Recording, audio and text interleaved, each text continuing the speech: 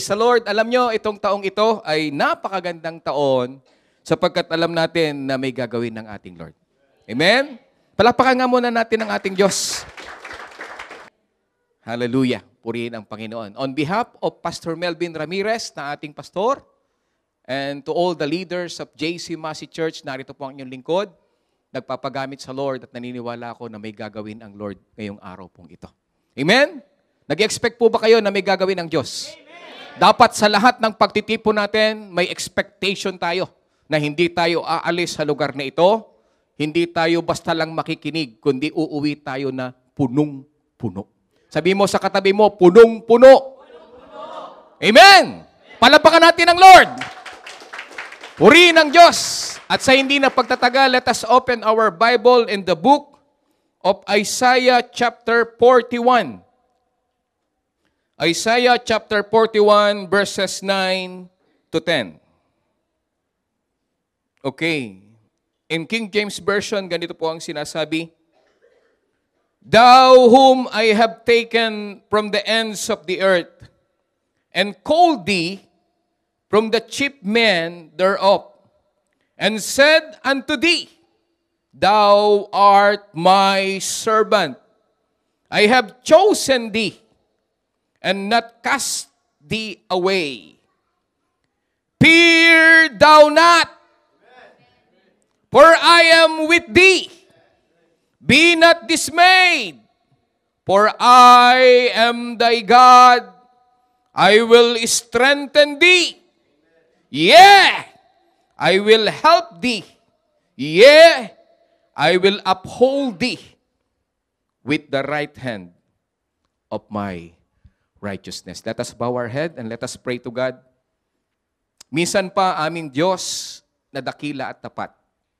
Ama, salamat dakilang Diyos, sapagkat ang taong ito, Panginoon, ay isang hudyat upang iparanas mong muli ang iyong pagpapala sa bawat isang umaasa sa iyo. Salamat po, Panginoon, sa buhay, sa lakas, sa aming hininga. Nataglay-taglay po namin, and we surrender all our lives to you. At inihiling po, Panginoon, na ikaw ang kumontrol, ikaw ang magmaniobra ng gawain ito. Nagpapasakop po ako bilang iyong lingkod. Gawin mo po akong channel of blessing sa araw pong ito. At kaya mo, dakilang Diyos, na anumang gawa ng dyablo upang sirain ang gawain ito. Anumang katamlayan, anuman gawa ng dyablo upang sirain, agawin ang iyong pagpapala sa araw na ito, ay amin pong sinasaway si Satanas in the name of Jesus Christ. Wala po siyang puwang sa lugar na ito, Panginoon. Hinihiling lang namin ang pagkilos ng iyong Santong Espiritu, aming Diyos. At hayaan mo na maranasan namin habang nakikinig kami na ikaw mismo yung nangungusap sa amin. Ikaw mismo yung nagsasalita. And we will answer, Lord. At sasabihin namin, yes, Lord. Yes, Lord. We will obey your word. We expect, Lord, you have blessing today. And we expect, Lord, we expect, Lord, for the victory ng iyong gawain sa araw na ito. Sapagkat ang lahat ng ito ay aming ipinapanalangin sa makapangyarihang pangalan ng aming Panginoong Yesus. And everybody says, Amen and Amen. Palapakan po natin ang Panginoon. Yung palakpak po ng tagumpay, dapat simula pa lang ng buwan, malakas na kaagad yung palakpak natin. Kasi para sa Lord yung palakpak natin. Hindi po para sa akin yan, hindi para sa tao, para sa Lord yung palakpak na malakas. Yung nasasaktan. Ayan. Okay, pwede na. Pwede na po kayong umupo. Hallelujah. Praise the Lord. Natapos na po natin ang Christmas, natapos na natin ang New Year. At ngayon ay tunay na hindi natin alam kung ano ang mangyayari ngayong taong ito. Noong 2019, matindi ang nangyari, 2020, 21, 22, 23, 24. And now, it's 2025. Amen? The Christmas is over. Tapos na, pero meron pa rin mga nakasabit dito, no? May Christmas tree pa rin. It's a new year 2025. The gifts have all been open. Lahat ng nagbukas ng regalo, magsabing amen. Yung mga exchange gift natin, mga regalo natin sa ninong at ninang. Amen? And the decorations are being put away. Tinanggal na po natin. What comes after this is perhaps the most important part of it. Ang importante ngayon ay hindi yung nakalipas. Ang importante ngayon ay ngayon at yung bukas. Let me ask you a simple question na inyo pong isipin, ilagay sa inyong puso. What will you do now that you have celebrated the Christmas season and we are facing the New Year 2025? Ano daw po ang gagawin mo ngayon? What will be your next thing to do as a Christian? Tapos na ang Christmas. Tapos na yung pagharap natin sa 2025. Iniwanan na po natin yung 2024. That's why our topic for this morning is entitled, Bukas, ano na? Sabihin mo sa tabi mo, bukas, ano na? And our title is entitled, The Afters. Pagkatapos ng mga bagay na ito, we celebrated, we enjoyed our Christmas season, tumalon tayo sa bagong taon, nagturutot ang marami, nagkainan ang marami. We enjoyed na harapin natin ang New Year. Ang tanong, ano na ngayon? Natapos na. Back to normal ka ba?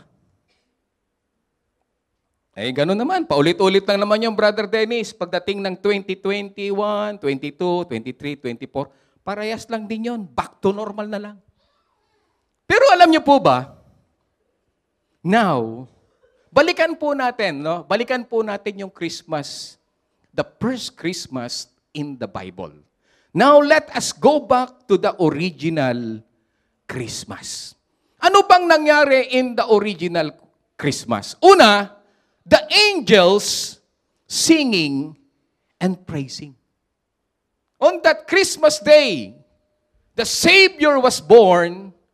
The angels are singing and praising because there is a Savior who was born.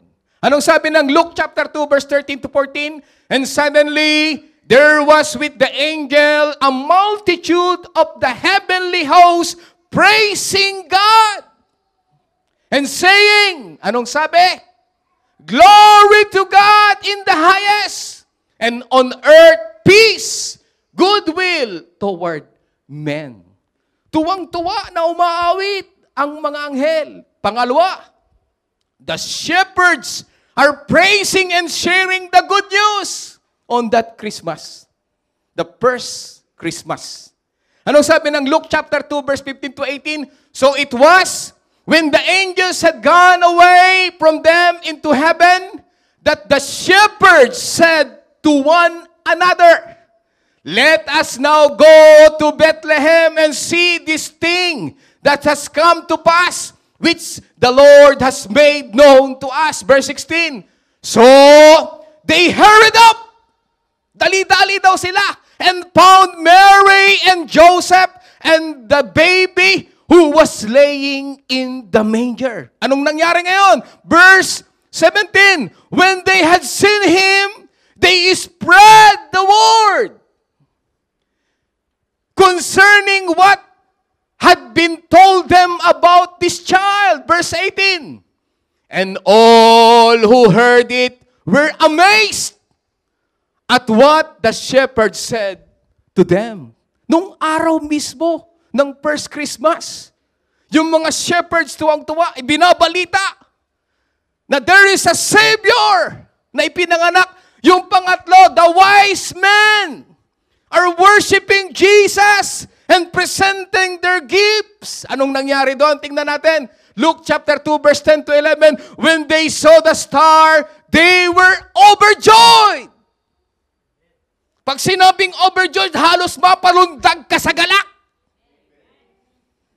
Halos talagang maramdaman mo yung walang hanggang kaligayahan, kagalakan na nagmumula sa puso. At anong sumunod? On coming to the house, they saw the child with his mother Mary. And they bowed down and worship Him. Tuwang-tuwa yung mga mago. Nung makita nila, they bowed down and worship Him. Then they opened their treasures and presented Him the gifts of gold, frankincense, and myrrh. That is the first day of the first Christmas. But the question is, after that day, after that night, what happened? Simulan po natin. After the holy night of Christmas, what happens next? Alam niyo ba kung ano nangyari? Sabi mo sa katabi mo, alam mo ba? Gusto mong malaman? Kinabukasan, ano ba talaga ang nangyari? Pag-usapan natin yung the afters. Pagkatapos, ano na? Ano na? Sabi mo sa katabi mo, ano na?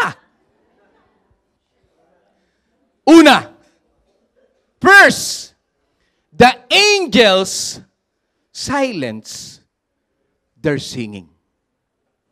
Wala na yung mga umaawit ng papuri na sinasabing ipinanganak ang tagapagligtas.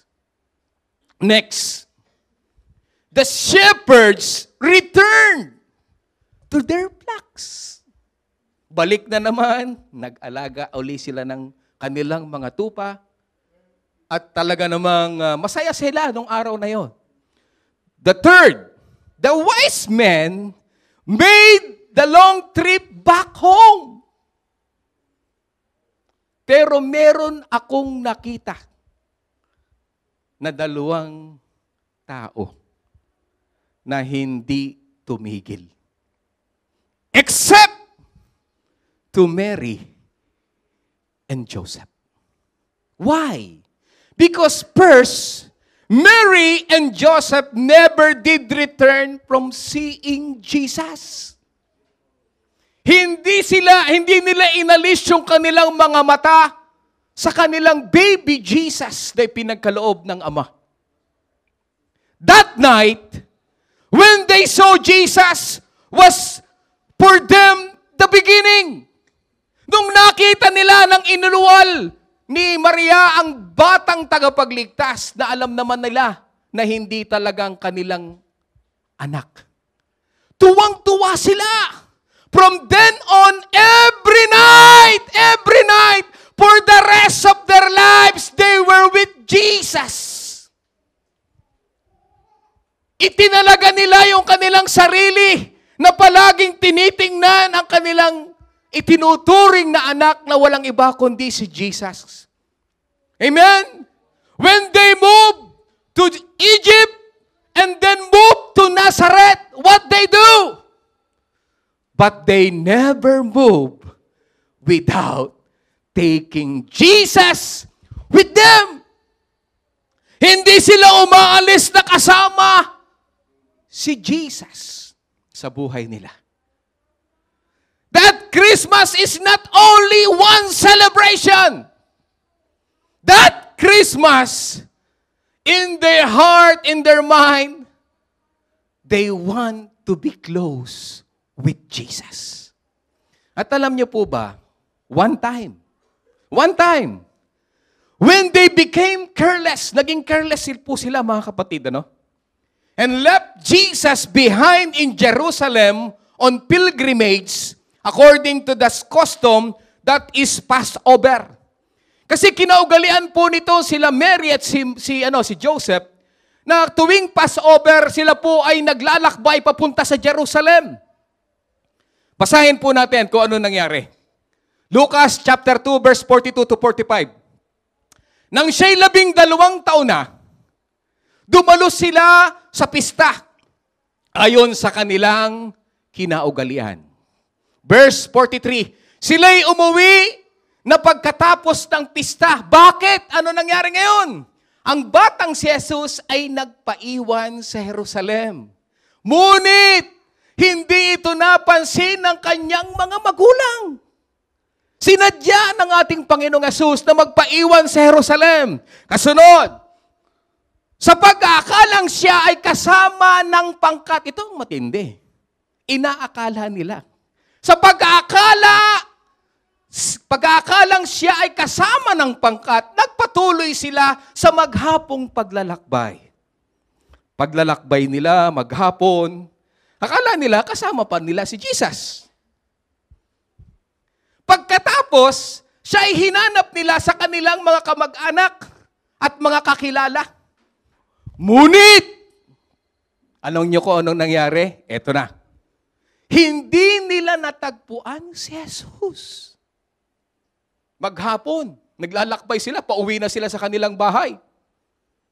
Hindi nila natagpuan sa ang ating Panginoong Jesus. Kaya't anong ginawa nila?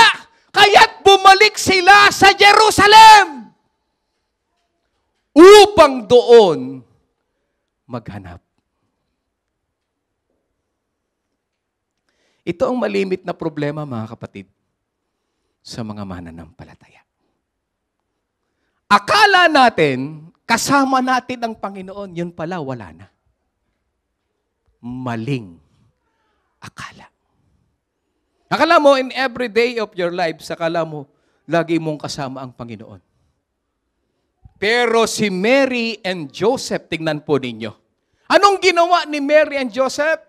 When they realized he was missing, they immediately went to find him. Once na naramdaman nila, nawawala ang Panginoong Jesus, nag-aalala sila. Nag-aalala sila. At alam nyo, immediately went to find him. Kailangan kong makita kaagad ang Panginoong Jesus. Basahin natin kung ano nangyari. Tuloy natin yung pagbasa. Hindi nila natagpuan si Jesus, kaya anong ginawa nila? Bumalik sila sa Jerusalem. Saan ang Jerusalem? Kung saan naandun ang templo ng ating Panginoon. Kapag nawawala ang Panginoon, hindi mo nararamdaman, back to Jerusalem. Back to Jerusalem. Sabi mo sa katabi mo, back to Jerusalem. Upang doon maghanap. Pagkatapos, ano nangyari? Pagkalipas ng 3 araw, akala nyo lumipas yung 3 araw? Nang wala ang Panginoong Jesus, 3 araw. Ang hirap bilang magulang sa anak, ano? Sa kanyang anak, na akala nila talagang pagmamayari nila. Si Jesus ay natagpuan nila sa loob ng templo. Saan natatagpuan ng Panginoong Jesus? Sa loob ng templo. Hindi sa labas. Amen? Natagpuan nila si Jesus inside the temple. And I know the Lord is with us. Palapakan natin ang Panginoon. I know the presence of the Lord is with us. Because He promised 2 or 3 gathered in His name, He is in the midst of us. Kaya alam niya kung anong tumatakbo sa puso't isip mo. Kung anong laman. Amen? Ituloy natin. Anong nangyari doon? Balik mo, sis. Siya'y nakaupong kasama ng mga guro. Anong nangyayari? Nakikinig siya at nagtatanong sa kanila. Amen? Verse 47, at ang lahat ng nakakarinig sa kanya ay hangang-hanga sa kanyang pangunawa at mga sagot. Ano nangyari doon? When they found that Jesus is not with them, agad-agad silang nagmadali pabalik sa Jerusalem at natagpuan nila ang Panginoong Hesus sa loob ng templo. Ano po ang ibig sabihin nito para sa kanila? Ang ibig sabihin po nito, ayaw nilang mawalay o mawaglit man kahit saglit sa Panginoong Hesus na pinakamahalaga sa kanila. The question is, pinakamahalaga ba sa iyo ang Panginoong Yesus? Parang humina. Brother Dennis, pangatlo lang. Sa kanila, number 1, si Jesus. Sa iyo, number 1 ba siya? Kapag nararamdaman mo ba yung pinakamahalaga sa iyo nawawala, anong gagawin mo? Hahanapin mo. Hahanapin mo talaga at hindi ka titigil hanggat hindi mo nakikita, hindi mo nararamdaman at hindi mo nakakasama ang pinakamahalaga sa iyo. Ikaw kapatid, ramdam mo pa ba na kasama mo ang Panginoong Yesus sa buhay mo? Ramdam mo pa ba? Kung nararamdaman mo, praise the Lord. Pero, kung nararamdaman mong malayo na siya, just go back to the heart of worship in the temple! Bumalik ka! Ilang panahon nang nawawala ka o nagwawala ka, bumalik ka sa templo. Nasa templo ang presensya ng Panginoon. It is in the church. The presence of the Lord is in the church. Wala sa labas. Narito ang presensya ng Panginoon. He will pour out His blessing to you. Ibibigay niya sa iyo yun. Kaya yun yung isang bagay na meron si Mary and si Joseph. Sa kanila, on that day, the important thing in their lives is none other than but to see Jesus with them. Second, Mary and Joseph nurtured their relationship with Jesus Christ. Anong ginawa nila? Pinangalagaan at pinagbuti nila. Maria at ni Jose ang kanilang relasyon sa Panginoong Yesus. Hindi natapos sa Christmas. Hindi natapos sa New Year. They nurtured, pinahalagahan, pinangalagaan, pinagbuti nila yung relasyon nila sa Panginoon. Hindi natatapos sa New Year. Natatalon ka. Hindi natatapos sa New Year na kumanta ka, all the simple round, na na na na na na na. No. Si Mary and si Joseph, they nurtured their relationship to the Lord Jesus Christ. While the shepherds returned to their flocks, the wise men made the long trip back home. Anong ginawa ni Mary and Joseph? Mary and Joseph, take note, stayed there, responsible for the rest of their lives to nurture and develop their relationship with Jesus Christ. Pinagbuti nila. Pinalapit pa nilang napakalapit at pinangalagaan nila ang relationship nila kay Jesus. Kahit baby pa siya nun. Mary and Joseph spent not only for Christmas, but the rest of their lives growing in relationship with Jesus. Sa bawat araw na tumatakbo sa kanilang buhay, kinikilala nila ang baby Jesus na ito. Sino ba siya? Bakit sinabi siyang tagapagligtas? Ang sabi ng anghel, siya ang tagapagligtas, kaya iniingatan ko siya. Amen? Hindi nila pinabayaan ang magandang relasyon nila sa Panginoong Yesus. Kung nagnanais ka na pangalagaan, palalimin, patibayin ang relationship mo sa Panginoon, always go to the temple of God. And that is the church. Palapakan natin ang Panginoon. Anong ginawa nila? Ginampanan po nila. Silang dalawa ang pagiging magulang sa laman. Kasabay ng pag-iingat sa kanilang mga puso na ang Panginoong Yesus ay hindi nila tunay na anak, kundi ang tagapagligtas ng mundo. Alam nyo, Nung time na yon, talagang hindi pa nila malubos maisip kung ano talaga, ito ba talaga yung tagapagligtas? Kasi nga, sinabi nung anghel na ito ang tagapagligtas. Kaya lang, baby pa siya. Hanggang sa lumaki siya, hindi nila alam kung, at that time, wala pang ipinapakita na palatandaang tagapagligtas ang Panginoong Yesus. Hanggang sa umabot ng 12 years old, nakita nila, aba, grabe ang karunungan. Kasi nga, pinalaki nila na meron silang magandang relasyon sa batang ito. Anong sabi ng Lucas chapter 2 verse 52? Patuloy na lumaki si Jesus sa pangangatawan. Sino nagpalaki? Si Mary and si Joseph. Lumawak ang kanyang karunungan at lalong naging kalugod-lugod sa Diyos at sa mga tao because of Mary and Joseph. Alam natin na siya yung tagapagligtas. Alam natin siya yung Diyos na nagkatawang tao. Pero ginamit sila at ginampanan nila yung kanilang katungkulan bilang isang magulang sa laman. Amen? Ano nangyari? Mary and Joseph kept all that Jesus said. Yun yung pangatlo.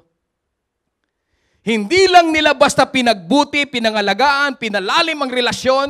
Mary and Joseph kept all that Jesus said and was said about Jesus in their heart. Kahit na nakikita nila lumalaki yung bata na para bang wala namang palatandaan na ito ang tagapagligtas. Pero iniingatan namin kung ano ang sinabi ng anghel. Balikan natin, anong sinabi ng ating Panginoon o ng anghel kay Mary?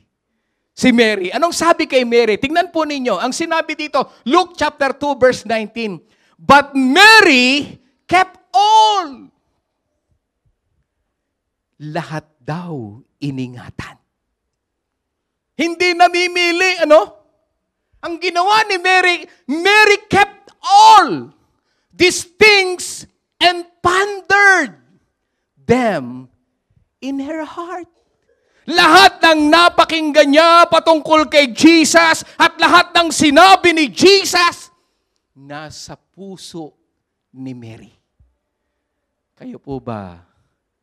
Baka yung preaching ni Brother June nung nakaraan, wala na. Yung preaching ni Pastor, baka wala na. But Mary kept all. Ano yung mga paalala sa atin ni Pastor? Iniingatan pa ba natin? Tingnan natin, Luke chapter 1, verse 30 to 31. Sinabi sa kanya ng anghel, huwag kang matakot, Maria, sapagkat naging kalugod-lugod ka sa Diyos. Verse 31, makinig ka. Ikaw ay maglilihi at manganganak ng isang sanggol na lalaki at siya'y panganganlanan mong Jesus. Nakatanim sa puso ni Mary na ang kanyang ipapanganak ay walang iba kundi ang tagapagligtas. Amen? And one time, ano nangyari? Di ba nung 12 years old na siya? Na nawawala ang Panginoon at binalikan nila doon sa templo. Ituloy natin kung ano nangyari nung nasa templo na si Jesus. Verse 48 to 51. Namangharin ang kanyang mga magulang, walang iba kundi si Mary and Joseph. Nang siya'y makita, sinabi ng kanyang ina, sino? Si Maria. Anak, bakit mo naman ginawa ito sa amin? Luba ang aming pag-aalala ng iyong ama sa paghahanap sa iyo. Alam nyo, yung kanilang feeling, yung lubhang pag-aalala. Dapat ganun yung feeling natin once na hindi na natin nararamdaman ang presence ng Lord. Lubha dapat tayo nag-aalala.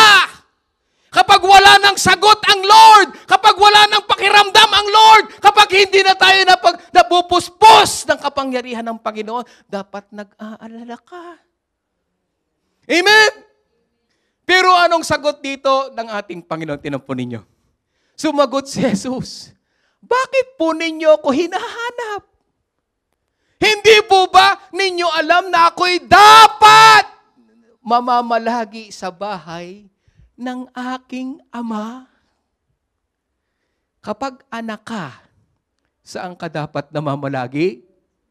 Sa bahay ng iyong ama. And what is that house?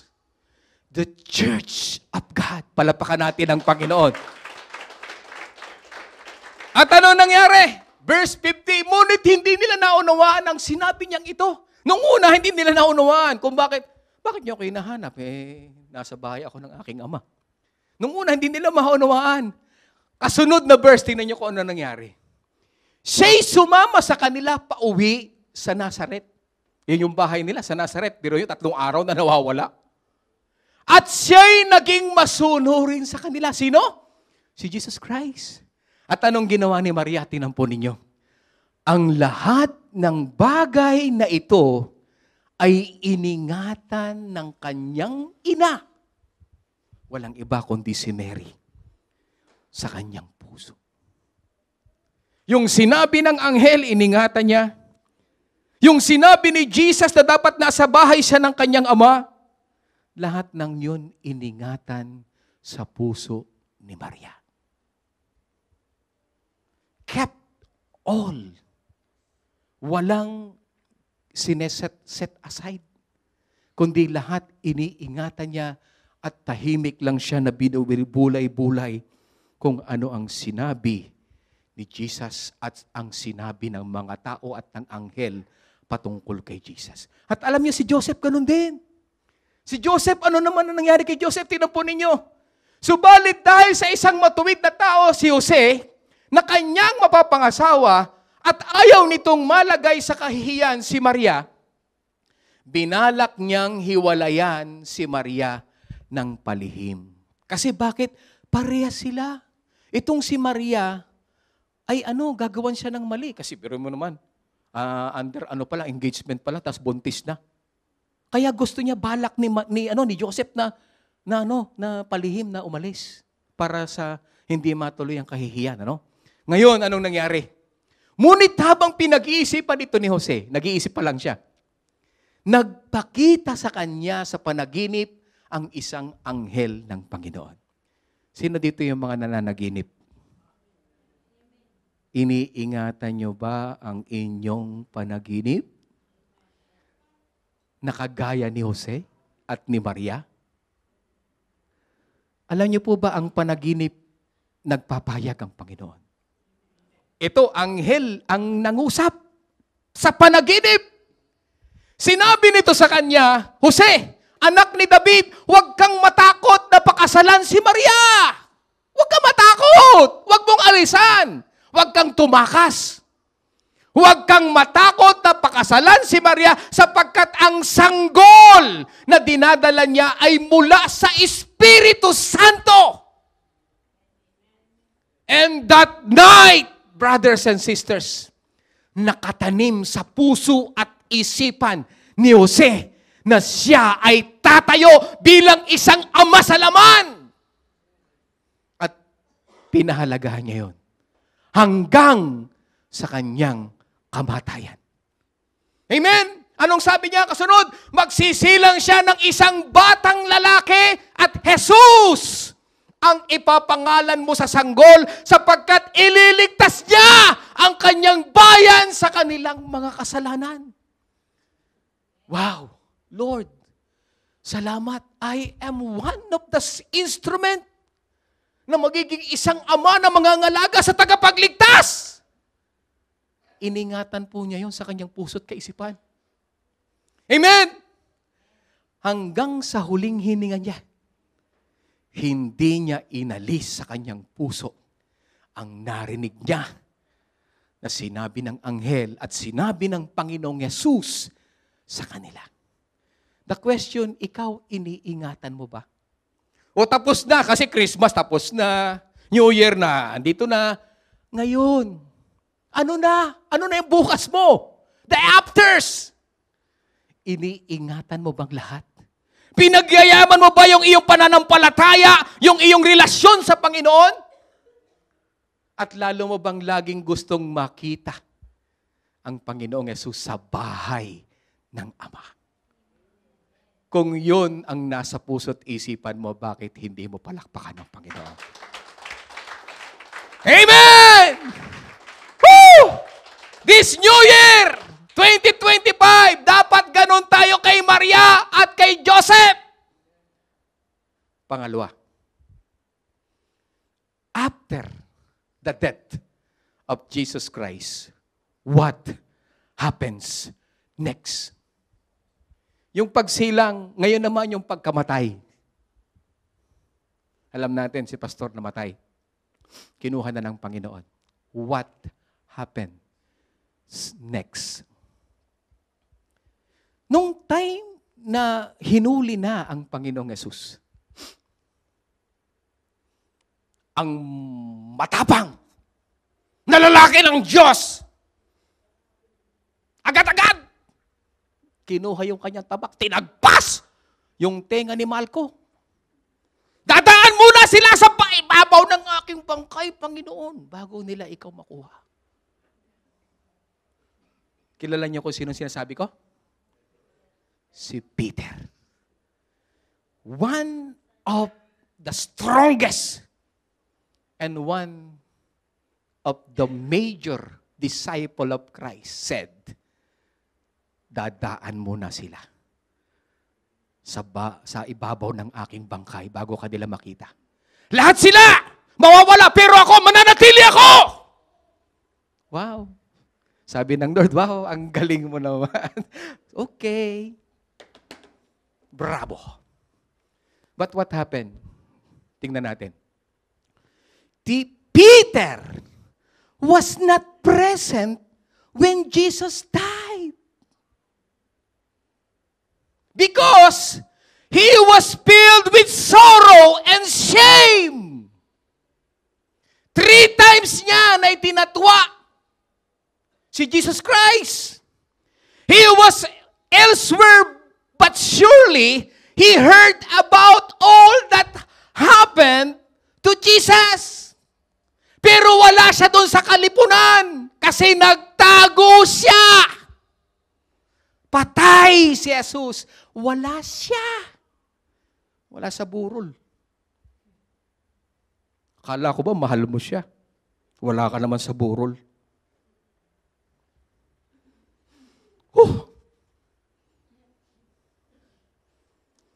Peter swearing that he would not abandon Jesus. Pangako, Panginoon, hindi kita iaabandona. Hindi kita iiwan. Lahat sila mawawala ako, mananatili ako. Then swearing he did not know Christ. Di ba kasamahan ka ni Jesus? Ikaw yung Pedro, di ba? Hindi ko kilala yan. Hindi ko kilala yung Jesus na yan. Isa. Nagtago na naman. Nakita na naman. Di ba ikaw yung kasama ni Jesus? Hindi ko kilala yan. Hindi ko kilala yan. Yung pangatlo, nakita na, ayun, nakita na naandun ng mga tao. Di ba ikaw yung kasama ni Jesus? Hindi ko kilala yan, pangako, hindi ko kilala yan. Hindi ko kasama yan. Tumilaok yung manok. Tsaktalaok! At naalala niya yung pangako niya sa Panginoon. At sinabi ng Panginoon, Pedro, makatatlo mo kung ikakatuwa. At sa ikatlo, titila ako ang manok para maalala mo ang sinabi mo. Ano ang naalala nyo ngayon? May tumilaok ba? O baka naman yung aso, aw, aw, aw, aw, aw. O kaya yung pusa, meow, meow, meow, meow, meow. Para maalala mo yung pangako mo sa Panginoon. Amen? At hindi lang si Peter, even the others. Ano nangyari? Some of the disciples went back to their former day jobs as fishermen. Patay na ang Panginoon, balik na lang tayo sa dati. Wala na yung ating guro. Nakakalambot naman. Kitang-kita ko nung namatay siya. It is finished. At sila'y bumalik na sa dati nilang buhay. Nagtrabaho na lang ng nagtrabaho at wala na sa puso ang Panginoong Yesus. But take note, brothers and sisters, but Mary, again, Mary stayed with Jesus. Mary stayed with Jesus at His sufferings until His death. Naalala niyo po ba, nung nasa nakapako siya, sabi nga ng Panginoon, narito ang iyong anak. Ang tinutukoy niya, si John the Beloved. Hindi na siya. Amen? Sapagkat at that time, naandun si Mary. Si John, nasa baba. At tinitingnan ang paghihirap ng Panginoong Yesus. He stayed until the bad times of Jesus Christ. Hindi lang sa good times, even in the bad times, He stayed with Jesus. Marami sa atin, mga kapatid, we stay because of the good times, because of the enjoyment, because of the blessings. But Mary stayed with Jesus at His sufferings until His death.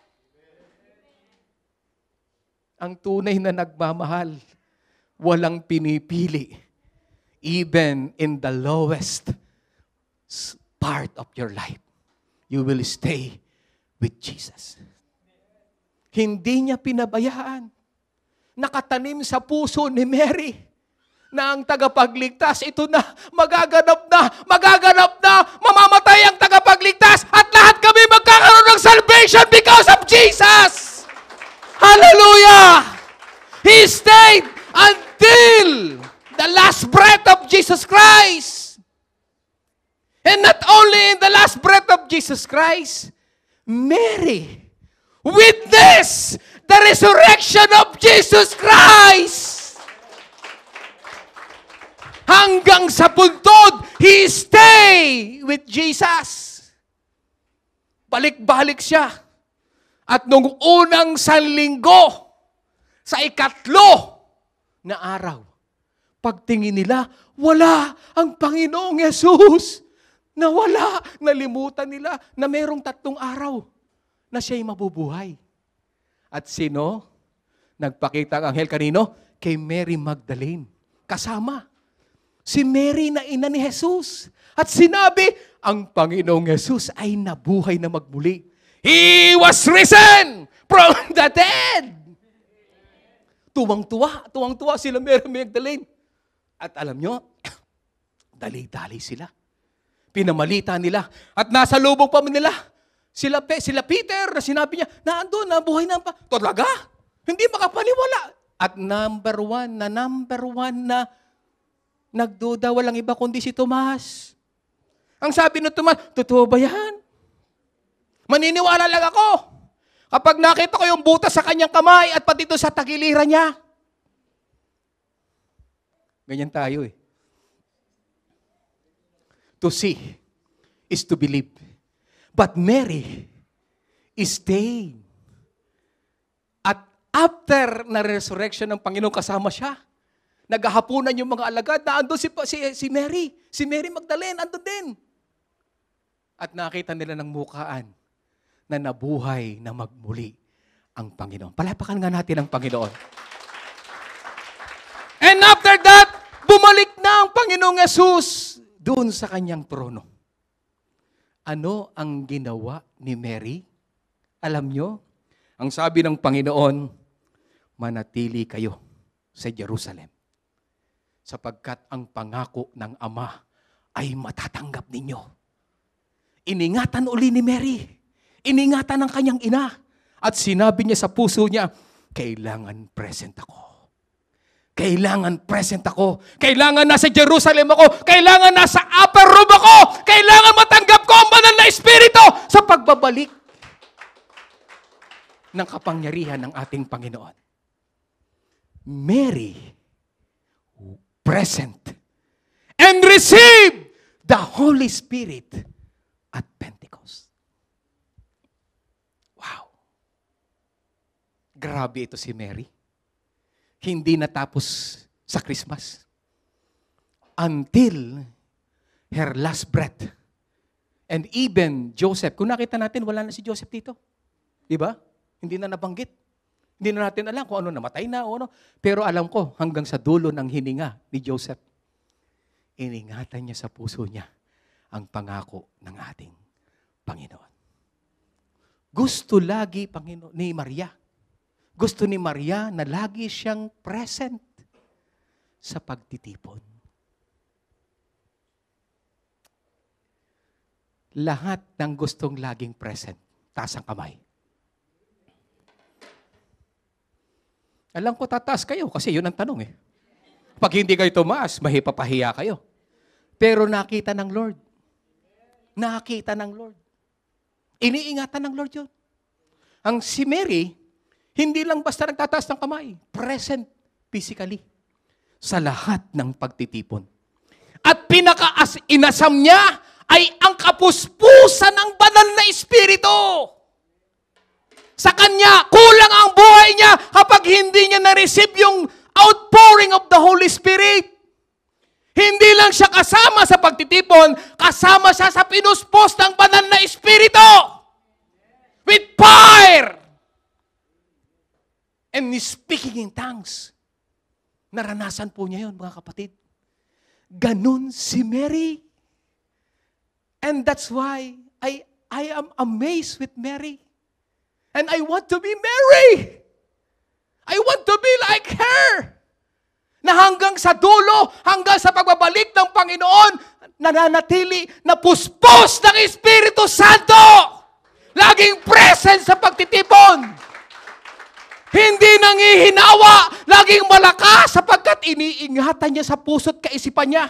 Yung sinabi ng Panginoong Yesus, yung sinabi ng anghel, yung sinabi ng mga tao patungkol sa Panginoong Yesus, iniingatan niya.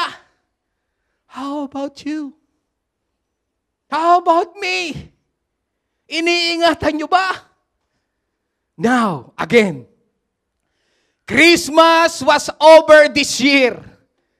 We are in 2025 now. Will you simply return to life as normal?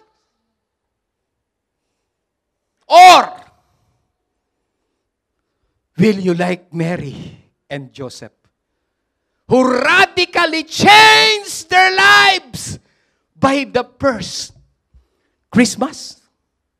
Gagayahin ba natin siya? I hope yan ang sagot natin. Again, the Christmas is over. It's a new year 2025. The gifts have all been opened and the decorations are being put away. What comes after this is perhaps the most important part of it. And again, ibabalik ko ang tanong. Let me ask you again a simple question. What will you do now that you have celebrated the Christmas season and you are facing the year 2025? What will be your next thing to do as Christian? Gagayahin mo ba si Mary and si Joseph? Ito sana ang meron tayo sa pagpasok ng 2025. To be biblical. Our planning and goal setting must always begin with seeking the wisdom and pace of God and to obey His will in our lives. Be present. Be filled with the Holy Spirit. And the last, be prepared to be alive and remain until the coming of our Lord Jesus Christ. Remain. Remain in your faith. Remain alive. Masigla. malakas, nagpapatuloy sa kabila ng mga problema at pagsubok ng buhay natin. And I know, brothers and sisters, even though Mary and Joseph will not witness the rapture day as alive and remain, pero may pangako ang ating Panginoon. In 1 Thessalonians 4:16 to 17, for the Lord Himself will descend from heaven with a shout, with the voice of an archangel, and the dead in Christ will rise first. Bagamat yung ating pastor, hindi dinatnan ang alive and remain, but this day, the dead in Christ will rise first. Una pa rin si pastor. Siya pa rin yung mangunguna sa atin. Hindi niyo ba napo na yun? Ipinakita niya na siya pa rin yung una. Siya pa rin yung nangunguna. Because the dead in Christ will rise first. At yung dati nating kasama, makikita nating muli. Even Mary and Joseph, we will see them together in the clouds. Woo! Hallelujah! Then, anong sabi niya? Then, we who are alive and remain. Alive! Sabihin nga natin, alive! Remain! Shall be caught up together with them in the clouds to meet the Lord in the air. And this we shall always be with the Lord. Woo! Ang sarap pakinggan na kahit mamatay ka, kahit abutan kang alive and remain, kasama kang forever ng ating Panginoon. Kaya dapat lagi kang present. Kaya dapat lagi kang nasa bahay ng Panginoon. Kaya dapat lagi ka na nagno-nurture ng iyong relationship sa Panginoon. Now, bakit makukuha si Mary and Joseph? Because Mary and Joseph kept all that Jesus said. Kept all that Jesus said and was said about Jesus in their heart until the last breath of their lives. Ngayon, ito ang itatanong ko sa inyo. Now, how about you? Will you keep all that pastor said? Wala na. Hindi ko na makikita si pastor. Yes. Si Jesus nga, hindi na rin nakita eh. Pero si Mary and Joseph, iningatan nila sa kanilang puso. Ikaw, will you keep all pastor said to you? Anong sinabi niya sa'yo? Huwag kayong aalis. Magpatuloy kayo. Magpakatatag kayo.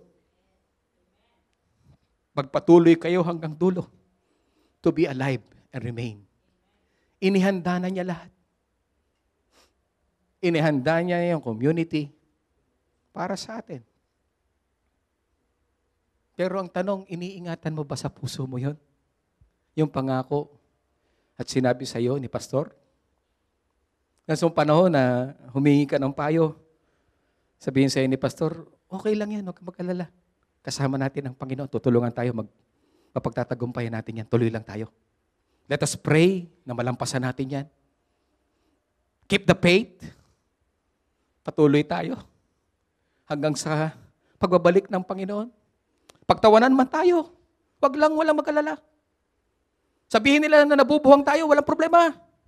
Ang mahalaga sa harapan ng Panginoon. Yan ang palagi sinasabi ni pastor. The question is, will you keep all that pastor said and the promise of God in your heart? Nawa. ngayong 2025. Yan ang maging fuel natin. Ang ating karga sa pagpapatuloy sa ating Panginoon. At ang huling verse natin, ang sinabi ng ating Panginoon. The promise of God to every one of us. Fear not. Huwag kang matakot. Kung natatakot ka, wala na si pastor. Natatakot ka, hindi mo alam kung ano mangyayari sa bukas. Kung natatakot ka, kung ano gagawin mo. Natatakot ka kung paano ka magsisimula. Natatakot kang harapin ang bukas na mag-isa. Natatakot ka. Ang sabi ng Lord, fear not! For I am with you! Palapakan natin ang Panginoon. Fear not, for I am with you! Be not dismayed! For I am your God. I will strengthen you. That is the promise of God. I will strengthen you, yes! I will help you. I will uphold you with my righteous right hand. Yan ang panghawakan mo ngayong bagong taon na ito. Kapag sinabi ang tanong, bukas, ano na? The afters ang sabihin mo, haharapin ko ang bukas na kasama ang Panginoon. Kasama ang mga pangako ng Panginoon. Kasama ang mga sinabi ni pastor sa akin. At sasabihin ko, Lord, my life is for you. Tayo pong lahat ay tumayo, mga kapatid. Hallelujah. Taas nga natin yung ating kamay sa Panginoon. Hallelujah, Lord. Glory to Jesus. Let us surrender our lives. Ngayong taong ito, ikaw na natatakot harapin ang bukas ng mag-isa. Ikaw na hindi mo alam kung ano mangyayari sa bukas mo. Ang pangako ng Panginoon, huwag kang matakot. Huwag kang mangamba. Iingatan kita, palalakasin kita, sasamahan kita. Hahawakan kita ng aking kanang kamay. Kapatid, wala kang dapat ipag-alala. At sa oras na ito, mga kapatid, maaring hindi na natin kasama si pastor. Subalit yung kanyang mga salita, yung kanyang mga preaching, yung kanyang mga pinayo sa atin, yun ang ingatan natin sa ating puso upang sa pagbabalik ng Panginoon, maging kagaya tayo ni Mary, ni Joseph, and even our pastor, na huwag kayong mag-alala. Hindi na natin siya physically nakikita. But in the rapture day, isa pa rin siya na mangunguna sa atin sapagkat una silang bubuhayin, kukunin, at haharap tayo doon sa clouds na kasama ang Panginoon. And we who are alive and remain will be caught up together with them in the clouds. Maraming salamat po, Panginoon. Maraming salamat sa iyong pangako, dakilang Diyos. Bagamat may takot kami, bagamat may pangamba kami, dakilang Diyos, bagamat hindi namin alam ang gagawin namin sa araw ng bukas. But now, malakas kami at meron kaming pangahawakan na mga pangako mo na hindi mo kami iiwan, hindi mo kami pababayaan. Ikaw yung magpapalakas sa amin, ikaw yung sasama sa amin, ikaw yung aalalay sa amin sa lahat ng laban ng buhay na ito. Kagaya ng lahat ng nagtagumpay, Lord, we pray na magtagumpay din kami. And we pray to be alive and remain, sa pagbabalik mo, Panginoong Yesus. Kaya Lord, samahan mo ang iyong church, ang JC Massey Church, na itinagubilin sa amin ni Pastor Belvin, Lord. Samahan mo ang mga leaders, Lord. Samahan mo si Pastora, Lord. Samahan mo mga workers, Lord. Samahan mo ang bawat members, Lord.